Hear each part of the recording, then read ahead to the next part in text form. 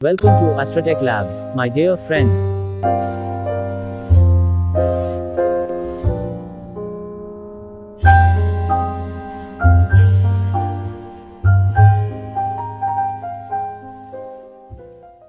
शिवप्रिय मां महागौरी। महागौरी मां दुर्गा का 8वां रूप है और माता ने यह अवतार शुंभ निशुंभ नाम के दानवों को मारने के लिए लिया था। महागौरी का अर्थ होता है अत्यधिक सफेद और गोरा होना। महागौरी को गौर यानी सफेद रंग होने का वरदान प्राप्त था और इसी कारण वह इतनी सुंदर और कोमल हैं। माता महागौरी को अक्सर माता पार्वती का ही एक रूप कहा जाता है क्योंकि माता पार्वती की तपस्या के कारण ही उन्हें महागौरी अवतार प्राप्त हुआ था। माता महागौरी के गोरे रंग के कारण ही उन्हें अक्सर शंख या चंद्र की सुंदरता से भी उपमित किया जाता है। माता पार्वती के रंग के जैसे उनके कपड़े, श्रृंगार, वाहन और शस्त्र भी सफेद और सुंदर हैं। माता पार्वती की आयु 8 वर्ष मानी जाती है। उनका स्वभाव बहुत कोमल और सौम्य है। माता महागौरी के नीचे वाले दाहिने हाथ में हमेशा एक त्रिशूल होता है, जबकि उनका ऊपर वाला दाहिना हाथ हमेशा अभय मुद्रा में ही होता है। उनके ऊपर वाला बायां हाथ हमेशा वर मुद्रा में होता है, जबकि उनके नीचे वाले बाएं हाथ में एक डमरू होता है।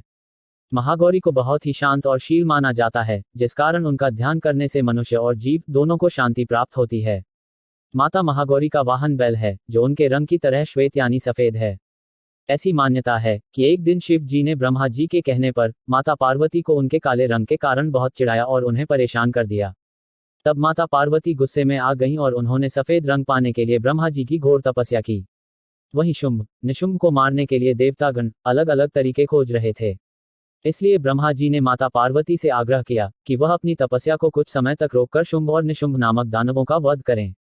शुंभ और निशुंभ 2 ऐसे दानव थे जिन्होंने संसार में हाहाकार मचा रखा था और वरदान के मुताबिक दोनों को केवल एक अविवाहित कन्या ही मार सकती थी।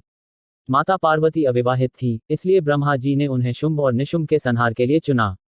इसके बाद माता पार्वती हिमालय चली गईं और वहां जाकर उन्होंने गंगा में स्नान किया। जैसे ही वह गंगा में स्नान करने गईं, उनकी काली त्वचा उनके शरीर से धुल गई और वह एकदम सफेद हो गईं। माता पार्वती सफेद वस्त्रों में गंगा से बाहर आईं, जिसमें वह बहुत ही सुंदर दिख रही थीं। इसी के बाद से उन्हें महागौरी की उपाधि प्राप्त हुई। इसके बाद माता ने काली से कालिका, चंद्रघंटा और चामुंडा अवतार लेकर बड़े बड़े दानवों का संहार किया। फिर माता महागौरी वापस अपने काली रूप में आई और उन्होंने शुंभ व निशुंभ का वध किया। शुंभ और निशुंभ के संहार के बाद माता काली वापस महागौरी के रूप में प्रकट हुई और तभी से उनका नाम महागौरी पड़ा। शुंभ और निशुंभ को मारने के बाद ही माता पार्वती को शिव पुराण में महासरस्वती और अंबिका की उपाधि भी मिली।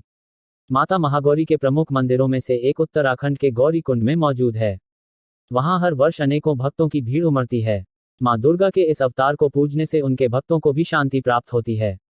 जो भी भक्त माता महागौरी का सुमिरन करते हैं, उन्हें माता धन धान्य व सुख समृद्धि से परिपूर्ण कर देती हैं। माता महागौरी के रूप को अलौकिक सिद्धियों का वर प्राप्त है। उनका दिया हुआ हर आशीर्वाद भक्तों के सभी कष्टों को नष्ट कर देता है। इसी के साथ साथ महागौरी के मंत्रों का जाप करने से असंभव कार्य भी संभव और पूर्ण होते हैं। महागौरी के अवतार से हमें यह सीखने को मिलता है कि एक स्त्री कोमल और दयालु होने के साथ साथ अपने शत्रुओं से लड़ने व उन्हें पराजित करने की भी क्षमता रखती है। इसलिए हर व्यक्ति को हर स्त्री का सम्मान करना चाहिए और उन्हें कभी भी कम नहीं आंकना चाहिए।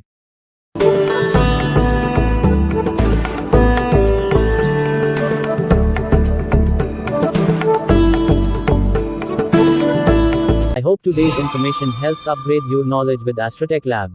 Please subscribe, like, share or don't forget to click on bell icon for next alert. See you soon in next session. Thank you.